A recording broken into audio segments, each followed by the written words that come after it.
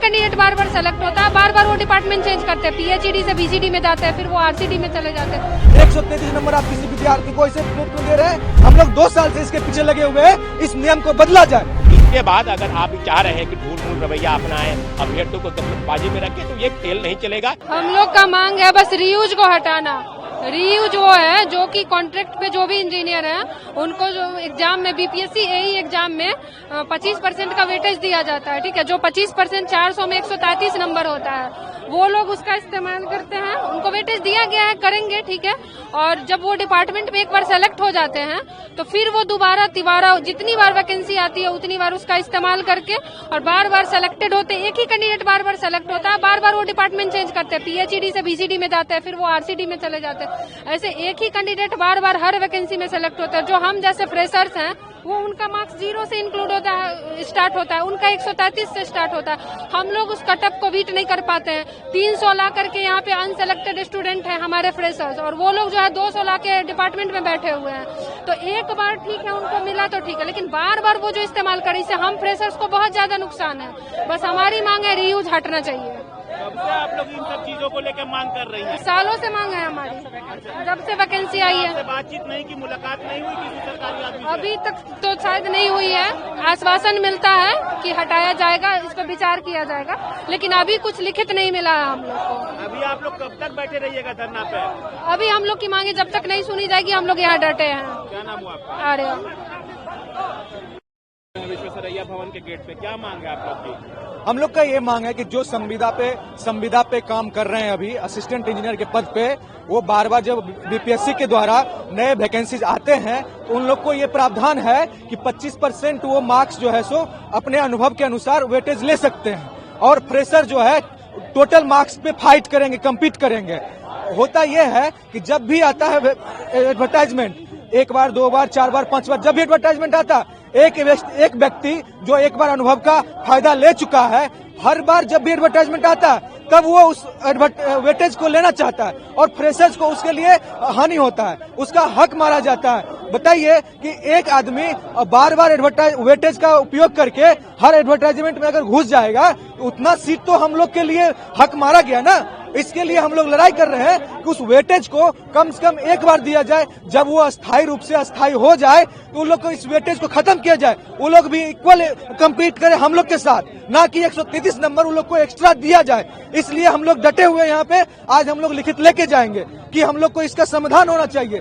हम लोग 2 साल से इसके पीछे लगे हुए हैं, इस नियम को बदला जाए। अभी तक किसी ने आप लोगों से मुलाकात की सरकारी आदमी? बिल्कुल, इस चीज को लेकर के बातचीत हुई है आप लोगों की? आज हम लोग का डेलीगेट गया है मिलने के लिए, बट इससे पहले भी ऐसे हम लोग आते थे, यहाँ से डेलीगेट हम लोग का मिलते थे आरसीडी के सचिव साहब से। और पहले नितिन नवीन सर थे जो भाजपा के भी राष्ट्रीय अध्यक्ष है, पहले आरसीडी के मिनिस्टर थे, उन्होंने आश्वासन दिया और मीटिंग भी किया हम लोग के इस मुद्दे पे, लेकिन अभी तक उस पे कोई भी अंतिम रूप से निर्णय नहीं आया है। हम लोग चाहते हैं अंतिम रूप से निर्णय आए और आज के आ जाए। हम लोग इसे ऐसी अन्याय नहीं सह सकते हैं। मांग अगर नहीं पूरी होती है तो आप लोग क्या यहीं डटे रहिएगा? बिल्कुल डटे रहेंगे, बिल्कुल डटे रहेंगे। आज हम लोग को पुख्ता जानकारी, पुख्ता निर्णय चाहिए कि हम लोग को फेवर में, हम लोग के पक्ष में वो निर्णय लिया जा रहा है। पक्ष नहीं, विपक्ष नहीं, हम लोग ये चाह रहे हैं कि जो अन्याय हो रहा है वो न्याय होना चाहिए।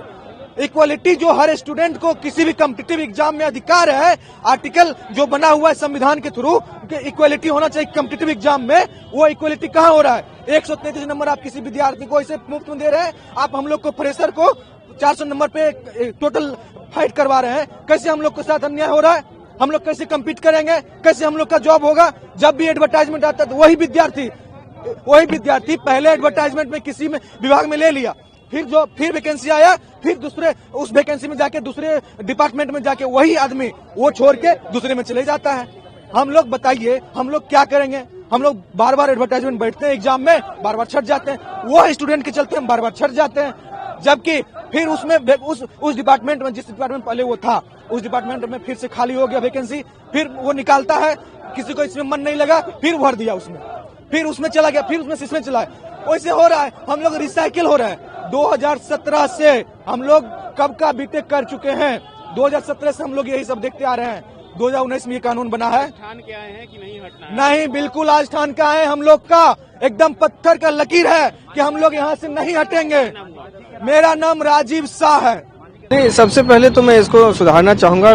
गेट इन्होंने जाम नहीं किया था, क्योंकि अचानक से 25-30 की संख्या में ये लोग आ गए थे, तो इस वजह से जो सुरक्षाकर्मी यहाँ पे तैनात हैं उन लोगों ने जो है गेट अंदर से बंद किया था, इन लोगों ने नहीं गेट जाम किया था, पहली बात। दूसरी बात ये कि इन लोगों का जो भी एग्जामिनेशन है, एग्जामिनेशन को लेकर के कुछ डिमांड था कि उसमें जो मार्किंग पैटर्न है उस पे जो है वो एक पहल किया जाना चाहिए। तो इन लोगों का 3-4 लोगों का एक डेलीगेशन था, जिनको जो है वो सचिव महोदय से मिलवा दिया गया है और इन लोगों को आश्वासन मिला है कि उसको ध्यान में रखा जाएगा और जो भी संबंधित वो अकॉर्डिंगली जो कार्रवाई होगा वो की जाएगी। अच्छा, अभी जो भीड़ है उसने कहा कि हम लोग यहाँ से खाली कर रहे हैं एरिया। बिल्कुल वो खाली कर रहे हैं। बात हुई इन लोगों से कि जा रहे हैं? हाँ, बिल्कुल वही उनका केवल वही डिमांड था कि उनकी बात को एक बार सुना जाए। तो उनकी बात सुनी गई है, कोई मतलब नहीं बनता है कि अब वो यहाँ पे मतलब भीड़ एकत्रित करके रहे।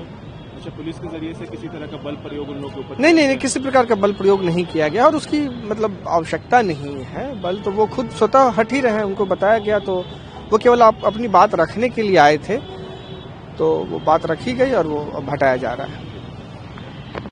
साथ में आप लोग सरैया भवन आए थे, मांग कर रहे थे अपनी चीजों को लेकर के, आप अंदर मिलने भी गए, क्या बातचीत हुई? बहुत अच्छी बातचीत हुई है। पथ निर्माण विभाग के जो सचिव हैं श्री पंकज कुमार पाल, उन्होंने कहा है कि जो वार्ता आप लोग के साथ पहले भी हुई थी लेकिन कोई विशेष पहल इस पर दिखाई नहीं दी है, लेकिन आज हमने पूरी तरीके से बताया कि संविदा कर्मियों वाला जो कानून है, 1 साल में 5 अंक नहीं 5% और 5 साल में 25% का जो अंक है वो लाभ देकर 133 अंकों का मेरिट का आधार संविदा कर्मियों को विशेष बहाली में छूट देना है। तो ये छूट का खेल नहीं चलेगा। बैकडोर से जो कानून बनाए हैं आप, ये कानून का खेल कैसे है? कल समान प्रशासन विभाग यानी मुख्य सचिव के स्तर से एक पहले से कैबिनेट की बैठक पहले से तय है, तो आप लोग द्वारा जो आवेदन दिया गया है सबकी कॉपी और विशेष वार्ता के तहत कि आप आश्वासन देते हैं कि संविदा कर्मियों वाला कानून को निश्चित रूप से हटाया जाएगा। अगर नहीं हटता है, क्योंकि आज तो एक हम लोग ने छोटी आंदोलन की है, बातचीत हुई है, अभ्यर्थियों के 100-200 की संख्या में आए हैं, क्योंकि इसके बाद अगर आप ही चाह रहे हैं कि ढूल मूल रवैया अपनाएं, अभ्यर्थियों को गफलतबाजी में रखें, तो ये खेल नहीं चलेगा।